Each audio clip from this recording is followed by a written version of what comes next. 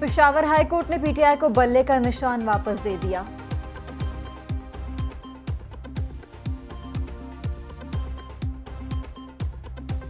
Election commission का फैसला कलअदम करार। इंट्रा पार्टी इंतखाबात का सर्टिफिकेट जारी करने का हुक्म भी दे दिया।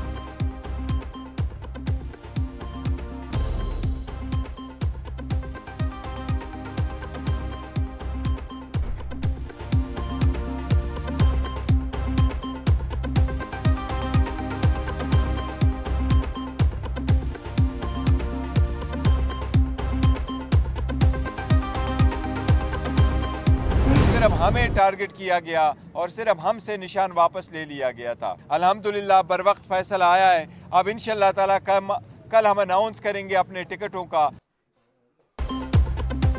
पीटीआई बल्ला वापस मिलने पर खुश, पार्टी उम्मीदवारों में आज टिकटें तकसीम करने का ऐलान कर दिया। अब chairman PTI barrister Gauhar Khan की अडियाला जेल के बाहर मीडिया से गुफ्तगू। कहा कि इलेक्शन कमीशन ने हमें हर महाज पर हराने की कोशिश की।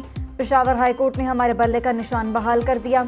अगर बल्ला बहाल ना होता तो हमारे लिए काफ़ी मुश्किलात होती। किसी भी सियासी जमात से उसका निशान वापस देना गैर कानूनी है। टिकटों के हवाले से पैसों के लेन देन की बात दुरुस्त नहीं। बैरिस्टर अली जफर ने कहा कि अब पीटीआई को इलेक्शन जीतने से कोई नहीं रोक सकता। बल्ले का निशान इलेक्शन कमीशन की वेबसाइट पर ना आया तो तौहीन अदालत होगी।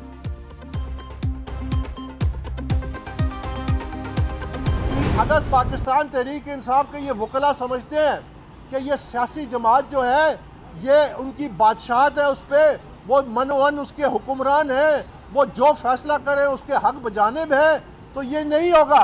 अगर यही करना है तो फिर इलेक्शन कमीशन की क्या ज़रूरत है। अकबर असबाबर का पेशावर हाईकोर्ट के फैसले के खिलाफ सुप्रीम कोर्ट जाने का ऐलान। पीटीआई के बानी रुकन ने एक बार फिर नताज मानने से इनकार कर दिया। बोले कि हम पीटीआई जैसी जमातों का रास्ता रोकेंगे। सियासी जमातों से मुतालिक इलेक्शन कमीशन के पास मुकम्मल इख्तियार है। इदारे को मजबूत करने के बजाय इसको काम से रोका जा रहा है। 14 लोगों ने तहरीक इंसाफ के जारी इंट्रा पार्टी इंतखाबात की वीडियो सबूत कमीशन को दिए। पेशावर हाईकोर्ट ने 5 अहम फरीकैन को नोटिस ही जारी नहीं किया।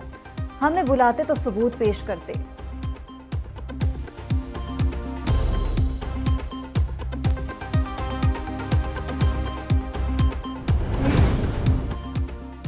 इलेक्शन कमीशन को बल्ले का निशान वापस लेने के लिए कानूनी निकात की तलाश। पेशावर हाईकोर्ट के फैसले के बाद इलेक्शन कमीशन ने आज जहां में इजलास तलब कर लिया।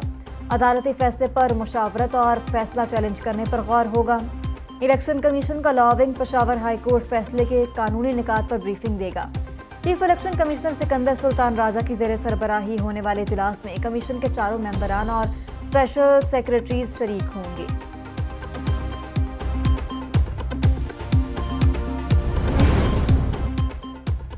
सुना था लाहौर में मुस्लिम लीग नून का राज है। सुना था लाहौर में पीटीआई का बड़ा जोर है। लाहौर में तो दोनों जमातें ही नजर नहीं आ रही। क्या आपको पता है कि एन 127 से नून लीग का उम्मीदवार कौन है? चेयरमैन पीपल्स पार्टी बिलावल भुट्टो का लाहौर में इंतखाबी जलसे से खिताब। कहा कि दुनिया को बताना है कि लाहौर आज भी भुट्टो का है। हम डरने झुकने वाले नहीं। पीपल्स पार्टी इंतखाबात में लाहौर से डटकर मुकाबला करेगी।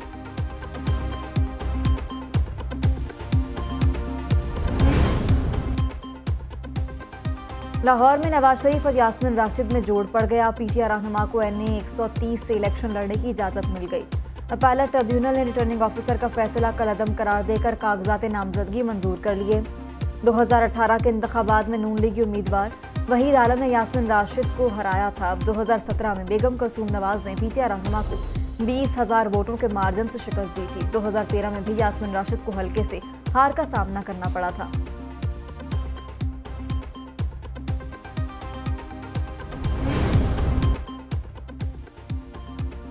नवाज शरीफ, शहबाज शरीफ और मरियम नवाज फाइनल इंतखाबी दौड़ में शामिल। नवाज शरीफ के NA 130 से कागजात नामजदगी दुरुस्त करार। इलेक्शन ट्रिब्यूनल ने कागजात नामजदगी के खिलाफ दायर अपील खारिज कर दी। NA 132 से शहबाज शरीफ को भी इलेक्शन लड़ने की इजाज़त मिल गई। कागजात नामजदगी मंजूर करने के खिलाफ अपील खारिज कर दी गई। NA 119 में मरियम नवाज की राह में हायल रुकावटें दूर। इलेक्शन ट्रिब्यूनल ने मरियम नवाज के कागजात नामजदगी दुरुस्त करार दे दिए।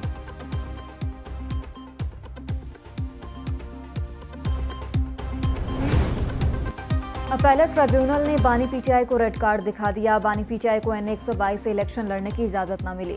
अपैलेट ट्रिब्यूनल ने कागजात नामजदगी मुस्तरद करने के फैसले को बरकरार रखा। बानी पीटीआई की लीगल टीम का लाहौर हाईकोर्ट के लार्जर बेंच से रुजू करने का फैसला। बानी पीटीआई से दस्तावेजात पर दस्तखत करा लिए गए।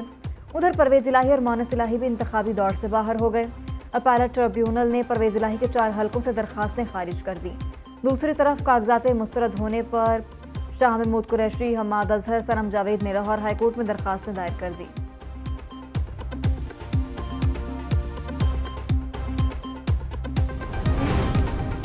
सुप्रीम कोर्ट ने परवेज मुशर्रफ की सजाए मौत बहाल कर दी। साबिक सदर को सजाए मौत देने का खुसूसी अदालत का फैसला बरकरार। अदालत ने अदम पैरवी पर सजा के खिलाफ परवेज मुशर्रफ की अपील मुस्तरद कर दी। चीफ जस्टिस काजी फैजीसा की जेर सरबराही 4 रुकनी बेंच ने केस की समाअत की। दौरान समाअत जस्टिस अतर मिन्नल्लाह ने रिमार्क दिए कि 1999 की इमरजेंसी की तहकीकात होती तो 3 नवंबर का इकदाम ना होता। अदालत ने कहा कि साबिक सदर के वर्सा ने नोटिस पर भी केस की पैरवी नहीं की।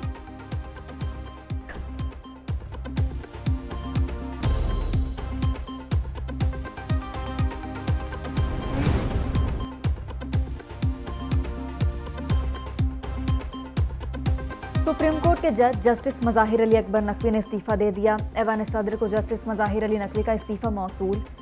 जस्टिस मज़ाहिर अली अकबर नकवी ने इस्तीफे में लिखा कि उनके लिए ओहदे पर मजीद काम जारी रखना मुमकिन नहीं। जस्टिस मज़ाहिर नकवी के खिलाफ सुप्रीम जुडिशल काउंसिल में शिकायत ज़ेर समाअत हैं। रेफरेंस में जस्टिस मज़ाहिर पर असासों से मुतालिक इल्ज़ामात आयद किए गए थे। उधर इस्तीफे पर गलत तारीख दर्ज होने पर जस्टिस मज़ाहिर नकवी ने ऐवान सदर तस्हीह शुदा खत भिजवा दिया।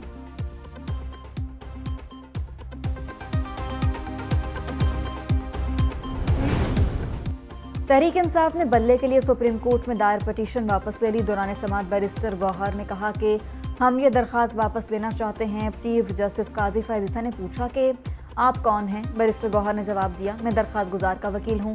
चीफ जस्टिस बोले, हामिद खान साहब आपने परसों कहा था आप वकील हैं, कल को कोई और आकर ये दावा कर दे हमने दरख्वास्त वापस नहीं ली थी तो फिर अली जफर कहाँ हैं? उन्हें तो एतराज़ नहीं दरख्वास्त वापस लेने पर।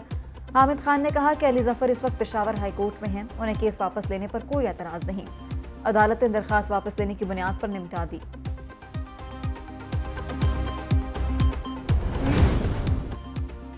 मुस्लिम लीग नून का 15 जनवरी से इंतखाबी मुहिम शुरू करने का ऐलान। पार्टी कायद नवाज शरीफ की क़यादत में इंतखाबी मुहिम का आगाज़ करने जा रही हैं। नून लीग पंजाब के सदर राना सनाउल्लाह का एक्सपर्ट पैगाम। मीडिया से गुफ्तगू में कहा कि पार्टी ने टिकट वाले उम्मीदवारों के नाम फाइनल कर लिए, 1-2 दिन में फहरिस्त जारी कर दी जाएगी। मजीद कहा कि IPP के साथ सीट एडजस्टमेंट की बात हो चुकी। काफ लीग से गुजरात और बहावलपुर में मिलकर इलेक्शन लड़ेंगे।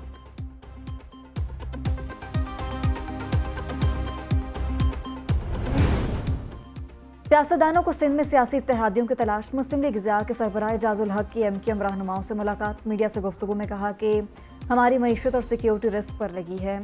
आने वाले इलेक्शन मुल्क के लिए अहम तरीन होंगे। तमाम जमातों को मिलकर एक कौमी चार्टर बनाने की ज़रूरत है।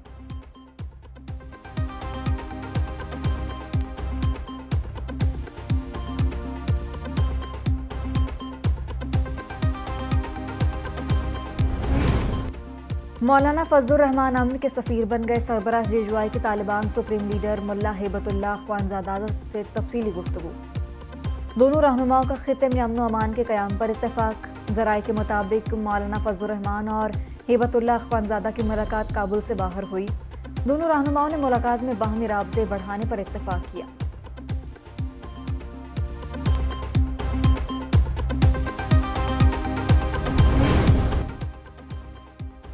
वबाई अमराज के तदारुक के लिए मजबूत इक़दामात वक्त की ज़रूरत है। हेल्थ सिस्टम को वक्त के साथ मजबूत बनाना होगा।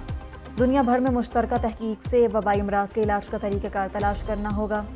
निगरान वज़ीर आज़म अनवारुल हक काकड़ का आलमी हेल्थ सिक्योरिटी समिट से खिताब। बोले कि सेहत से मुतालिक अंदरूनी और बैरूनी चैलेंजेस से निपटना होगा। इलाज हर शहरी का बुनियादी हक है।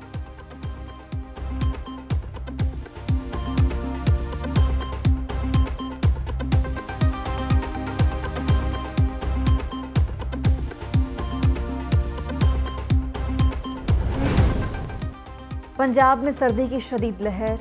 प्रेप और नर्सरी के बच्चों को 19 जनवरी तक छुट्टियां होंगी। स्कूलों में 31 जनवरी तक सुबह की असेंबली पर पाबंदी होगी। पंजाब में 1 जनवरी से अब तक नमूनिया से 36 बच्चे जान की बाजी हार चुके हैं।